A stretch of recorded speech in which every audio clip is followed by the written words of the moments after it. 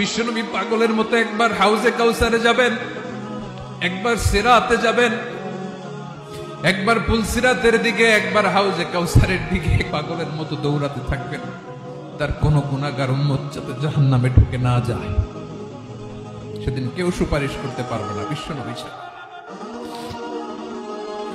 এজন্য ৫ নম্বর আল্লাহ বললেন, মান যাল্লাযী ইয়াশফাউ ইনদাহু ইল্লা বিইযনিহি।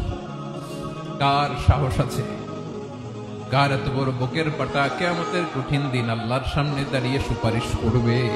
কারো ক্ষমতা নেই, কারো ক্ষমতা নাই।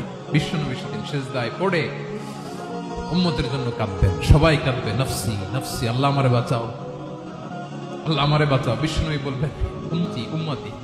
বিশ্বনবী আমার জন্য কাঁদবেন, আপনার জন্য কাঁদবেন, আমাদের জন্য সেদিন কেঁদে কেঁদে জাহান্নামের দরজায় দাঁড়িয়ে আমাদেরকে টেনে টেনে জান্নাতে ঢুকাবেন।